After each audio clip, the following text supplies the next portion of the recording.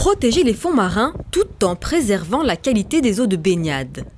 C'est une mission que relèvent quotidiennement Suez et la CERAM avec la ville de Marseille. Les solutions innovantes ne manquent pas, à commencer par cette méthode d'analyse par biologie moléculaire. Et ça marche comme ça. Le préleveur, donc un agent du service de santé publique de mon service, vient sur les plages, se met à peu près à 1 mètre d'eau et prélève à 30 cm. Il prélève dans une petite bouteille de 500 ml. Donc ça, c'est à 5 h du matin. À 6 h du matin, les échantillons sont apportés au laboratoire de la CERAM. À 9 h, nous avons le résultat. À 9 h 10, s'il y a un souci, on m'appelle et bien évidemment, je prends acte de la problématique et je décide de fermer la plage ponctuellement jusqu'au retour à la normale. Mais ça arrive quasiment pas puisqu'il y a 99% de taux d'ouverture. Et à 9h20, donc il y a la diffusion de l'information. Donc toutes les plages sont ouvertes, sauf s'il y a un souci.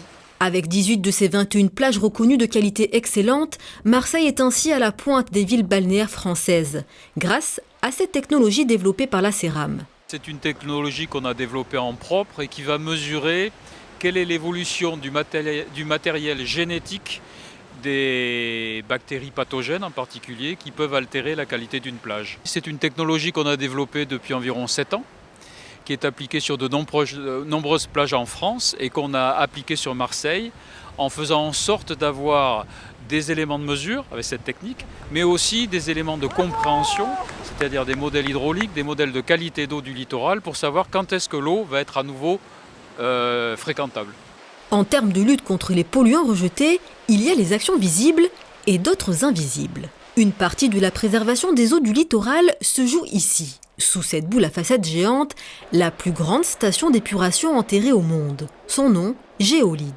Par temps sec, elle traite et épure l'ensemble des eaux usées de Marseille et de 17 autres communes en 3 phases majeures. C'est une station qui est construite en fait en 3 étapes. Il y a une première étape dite de pré-traitement où on va enlever les flottants, les sables, les graisses, puis une étape de traitement physico-chimique où on va abattre une première partie, à peu près 50% de la pollution, en mettant des produits chimiques, et ensuite une étape biologique qui va permettre d'arriver à entre 80 et 90% d'abattement suivant les paramètres que l'on cherche à mesurer pour arriver à un effluent ou à un effluent traité, une eau traitée, parce que ce n'est plus un effluent à ce moment-là, c'est une eau traitée qui d'une part est conforme à la réglementation européenne et d'autre part conforme à l'arrêté préfectoral, lui-même construit de telle façon à ce que les eaux à l'endroit où elles vont être restituées au milieu naturel, ne viennent pas endommager ce milieu naturel. C'est comme ça que s'établissent les normes de rejet. En 2015, Géolide a traité 73 millions de mètres cubes d'eau usée et quotidiennement, tous les jours, il arrive ici un peu moins de 200 000 mètres cubes par jour d'effluents d'eau usée. Et la station est dimensionnée pour pouvoir admettre jusqu'à 325 500 mètres cubes par jour par temps de pluie par conséquent. Un ouvrage performant qui ne peut aujourd'hui absorber la totalité des eaux de pluie lors de violents orages, une situation qui a conduit à la naissance d'un nouvel équipement. Pour pouvoir justement atteindre les objectifs réglementaires qui sont fixés, l'idée a été de mettre à niveau, avec la création d'un certain nombre d'ouvrages et en l'occurrence d'un bassin d'orage, le bassin Gannet, de façon à pouvoir prendre ces effluents qui sont déversés sans traitement au cours des périodes pluvieuses et de les réinjecter dans l'usine de façon à les traiter et d'avoir un impact qui sera moins important. Inauguré en avril dernier, le bassin de rétention Gannet est actuellement en phase de test pour être opérationnel à l'automne. Cette cathédrale souterraine de 30 mètres de profondeur est capable de stocker jusqu'à 50 000 mètres cubes d'eau usée lors d'épisodes orageux. Et l'objectif est de réduire de moitié les rejets des eaux non traitées dans le parc national des Calanques. Aujourd'hui, suivant la pluviométrie de l'année, on est entre 40 et 60 déversements à Cortiou sans traitement. Demain, on sera à 20 et moins que 20, 20 étant la limite de la réglementation européenne. Ça veut dire aussi qu'on va diviser par 2, on va passer de 2 millions de mètres cubes qui sont tous les ans aujourd'hui déversés sans traitement à 1 million de mètres cubes. Ça veut dire aussi que dans ce million de mètres cubes qu'on va déverser, on va déverser le deuxième flot d'une pluie, parce que même si une pluie, on n'est pas totalement capable de l'accepter sur la station et sur le bassin Gannet, on va quand même récupérer au moins le premier flux. Or, le premier flux, c'est le flux qui est le plus pollué, surtout quand ça fait très longtemps qu'il n'a pas plu. C'est celui où vous avez le plus de poussière, le plus d'hydrocarbures, le plus de flottants. Donc tout ça, on va le récupérer. Donc ce qu'on va renvoyer à la fin sera beaucoup moins pollué que ce que l'on peut envoyer aujourd'hui.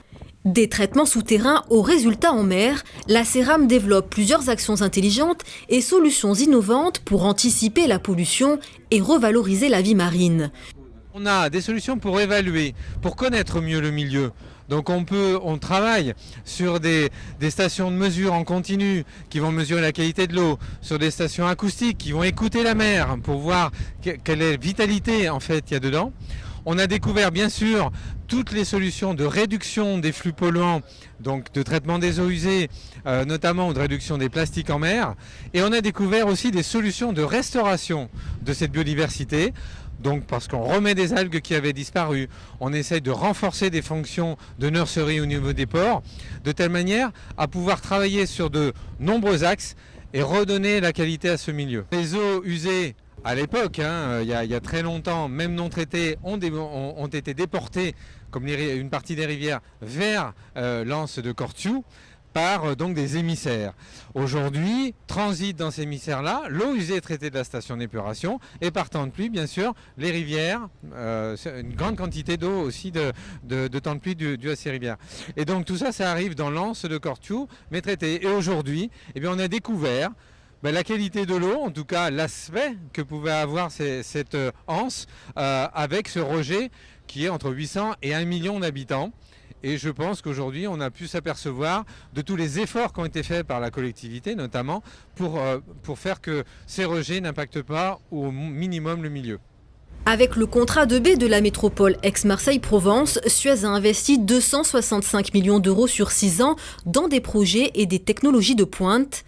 Garantir à la ville un littoral sain et toujours plus attractif, un défi d'aujourd'hui pour continuer à en profiter demain.